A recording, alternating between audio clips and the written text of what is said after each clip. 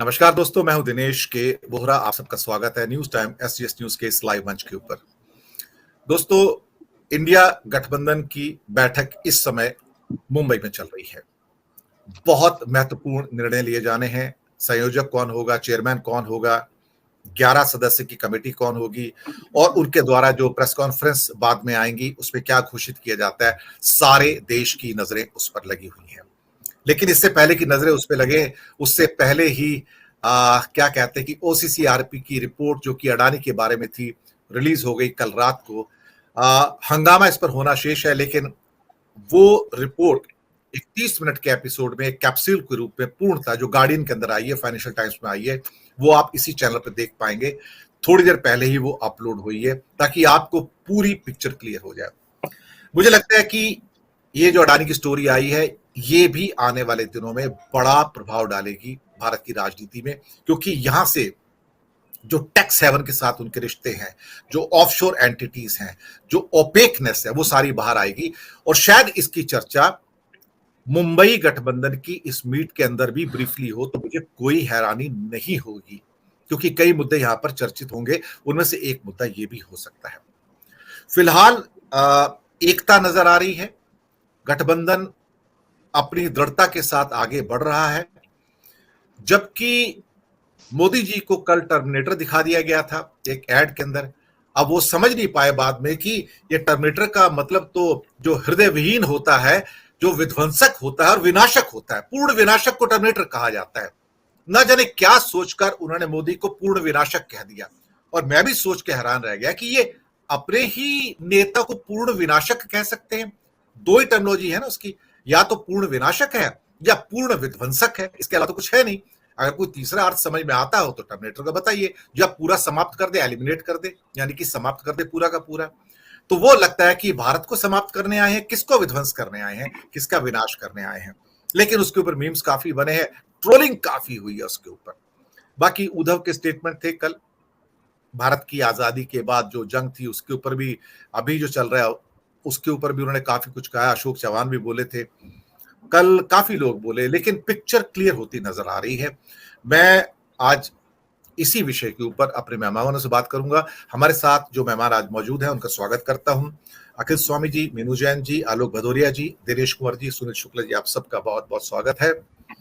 सबसे पहले मैं आज आलोक जी आपके पास आता हूं और आपसे मैं टिप्पणी लेना चाहूंगा कि इंडिया गठबंधन को आप किस परिप्रेक्ष्य में देखते हैं, किस किस्म की चुनौती के रूप में देखते हैं? क्या वास्तव में भारतीय जनता पार्टी में उससे बहुत घबराहट है?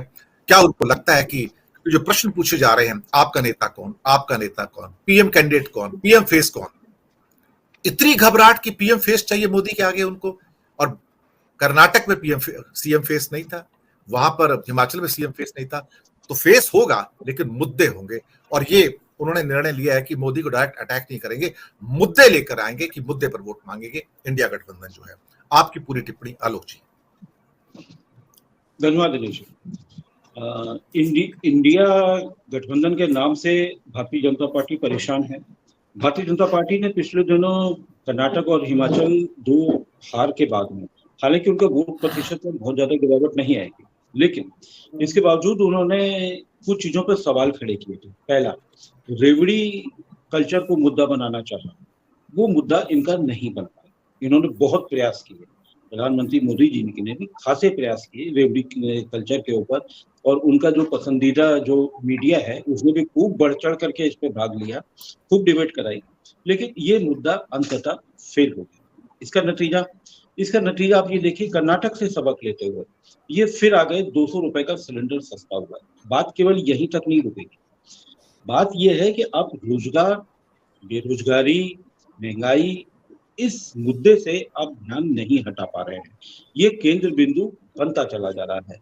तो अब ये महंगाई को थामने के लिए ये सारे कदम उठाएंगे जितना इनके भरसक है। कुछ जगह तो ये भी चर्चा है कि मतलब महंगाई से निपटने के लिए आपने देखा प्याज पे इन्होंने कर दिया, गेहूं पे हो गया, चावल पे हो गया, हो सकता है कुछ और ये इम्पोर्ट कर लें, हो सकता है कि अभी आपके ये अभी तेल वाला ऑयल मार्केटिंग कंपनीज को इसके पे भी दबाव डाला जाए कि 5 और 10% और कम कर दिया जाए। तो जो महंगाई जो बढ़ी है जुलाई में, ये किसी भी हालत में मुझे नहीं लग रहा है कि 3 और 4% से कोशिश करेंगे कि इससे ऊपर ना जाए, ताकि एक जो नैरेटिव है वो बना रहे। अब है कि रेवड़ी कल्चर को तो उनका तीर चला नहीं, लेकिन अभी उनके तर्कश में दो तीर बहुत मजबूत है। पहला राष्ट्रवाद और दूसरा ध्रुवीकरण। ये दो तीर ऐसे हैं जो राष्ट्रवाद को तो ये पहले निकाल लेते हैं, लेकिन जो ध्रुवीकरण है वो आखिरी 1 हफ्ते और 10 दिन में ये ध्रुवीकरण को अपने निकाल देते हैं। ये इनका ब्रह्मास्त्र है, और ये ब्रह्मास्त्र अभी तक के चुनाव में चलता चला आया था। केवल कर्नाटक में आकर वो बजरंग दल और बजरंग बली के चक्कर में कर्नाटक में आके ये मात खा गया। लेकिन कर्नाटक के भी उस इलाके में जो एक पढ़ा लिखा तबका माना जाता है, जो 12 सीटों का जो एक वो है, 12 से 18 सीटों का, वहां तो भारतीय जनता पार्टी की सीट अच्छी रही। तो इसका मतलब कि अभी मोह भंग उस स्थिति में नहीं हुआ। अब सवाल है कि इंडिया के ऊपर लौट के रहेगी, इंडिया क्या कर रहा है। मेरा मानना है कि जो सरकार का जो पसंदीदा जो मीडिया है, वो अपोजिशन की हर गफलत को, अपोजिशन की हर कमजोरी पर रोजाना डिबेट करेगा और उसको बड़ा से बड़ा मुद्दा बनाने की कोशिश करेगा। वो मुद्दा बनाने की कोशिश में ये भी भूल जाएगा कि वो राजस्थान में अभी तक ये एक किसी नेता के थ्रू अपनी वो यात्रा नहीं निकाल पा रहे हैं। 4 यात्रा निकाली जा रही है राजस्थान में, वो भी केंद्र के 4 नेता झंडी दिखाएंगे। यहाँ तो स्थिति इनकी इस तरीके से है।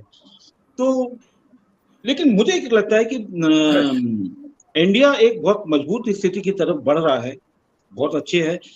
यहाँ एक है कि जो जहां मजबूत है वो वहां पर सीटें जीते अभी तक। लेकिन मुझको एक कमजोरी नजर आ रही है कि अभी तक भारतीय जनता पार्टी की सरकार पर या मोदी के पर सीधा सीधा हमला अभी तक राहुल गांधी कर रहे हैं, बाकी कोई हमला नहीं कर रहा है, सीधा और तीखा। ये चीज बहुत महत्वपूर्ण है। सारा हमला राहुल गांधी करेंगे, और जब उत्तर प्रदेश में जब सीट बांटने की बात आएगी तो हो सकता है कि 2-4 सीटों से ज्यादा देने के लिए तैयार ना हो। तो ये एक बड़ा है। एक मैं आम आदमी पार्टी की भी बात लेता हूँ। आम आदमी पार्टी का क्या, आम आदमी पार्टी का एक नेता जेल में सड़ रहा है, कितने दिन हो गए। दूसरा डिप्टी चीफ मिनिस्टर कितने दिनों से जेल में, उसकी पत्नी की क्या हालत है। तब भी इनका बड़े मुद्दे की तरफ ध्यान नहीं है कि छत्तीसगढ़ में प्रचार करने पहुंच जाते हैं। बड़ा मुद्दा क्या है, बड़ा मुद्दा है लोकतंत्र बचाओ। अपना, मैं कह रहा हूं आप लोकतंत्र बचाओ को भी चलो थोड़ा सा किनारे रख दो, अपना अस्तित्व बचाओ। मैं तो कह रहा हूं कि आज क्षेत्रीय पार्टियों के लिए सबसे बड़ी चुनौती ये हो गई कि अपना अस्तित्व बचाएं, अपने फाइनेंसर्स बचाएं, अपने कॉर्पोरेट डोनर को बचाएं। अगर फंड ही नहीं होगा तो आप चुनाव कैसे लड़ेंगे। तो पहली बात यह है कि अपोजिशन में सबको समझना पड़ेगा, इंडिया गठबंधन में जितने भी शामिल हैं, हर छत्र मजबूती के साथ में लड़े। और जैसा संविधान की खूबसूरती होती है, जब लोकसभा के जब सारे सांसद जब चुने जाएं, उसके बाद सब दल मिल करके तय कर लें कि कौन प्रधानमंत्री बने। तो प्रधानमंत्री बनना तो 1977 में किसने तय किया था? क्या मोरारजी देसाई प्रधानमंत्री बने थे? ये तय हुआ था? नहीं हुआ था। तो ये उसी तरीके से लड़ना चाहिए। और मेरे ख्याल से शरद पवार के की दोस्ती है, और शरद पवार के भतीजा के ऊपर आश्रित होना, भतीजे को आगे बढ़ाना, या उनकी बेटी का दिल्ली केंद्रीय मंत्रिमंडल में के लिए हाँ कर देना, ये सब तमाम बातें हैं। ये सब जो एक पसंदीदा मीडिया उठा रहा है, जो आपको बता रहा है मीडिया कथित है, वो उठा रहा है। लेकिन मैं इस पर नहीं जाता। मेरा मानना है कि हम लोग बहुत ज्यादा तरजीह दे रहे हैं शरद पवार के ऊपर। इतनी ज्यादा फुटेज और कवरेज दी गई है। शरद पवार का मध्य प्रदेश में कोई स्थिति नहीं है, शरद पवार की राजस्थान में कोई स्थिति नहीं है, तेलंगाना में कोई स्थिति नहीं है, बंगाल में नहीं है, उत्तर प्रदेश में नहीं है, बिहार में नहीं है, उत्तराखंड में नहीं है, पंजाब में नहीं है। यही स्थिति सारी छत्रपों की है। तो इसलिए शरद पवार के ऊपर जितने प्रोग्राम बने हैं, मैं उससे बिल्कुल सहमत नहीं हूँ। अपोजिशन का एक उद्देश्य होना चाहिए, हर छत्र अपने इलाके में जीत करके आए, और अच्छे से जीत के आए, और ये बाद में तय हो। बड़ा मुद्दा है लोकतंत्र, बड़ा मुद्दा है संविधान। एक और बड़ा मुद्दा है, अभी देखिए एक मंत्री ने हमारे साफ कहा कि जो रिटायर होने के बाद जज जो बोलते हैं, तो ये तो मतलब अप्रत्यक्ष तौर पर ये एक चेतावनी है किनके लिए। तो ये ज्यादा बड़ा मुद्दा है, इस पर होना चाहिए। सीट शेयरिंग बिल्कुल महत्वपूर्ण नहीं है, कन्वीनर कौन है ये भी महत्वपूर्ण नहीं है। क्योंकि मुझे नहीं लगता है कि मायावती अगर वो मध्य प्रदेश में अगर 20 सीटों पर या 30 सीटों पर चुनाव लड़ना चाहती हैं, तो ये इनके स्वाभाविक नहीं है। अपनी अपनी जहां पर मजबूती है वहां पर जमकर लड़े, और बाद में ये कन्वीनर और इतना बड़ा कोई बहुत बड़ा मुद्दा मेरे से। जी आऊंगा।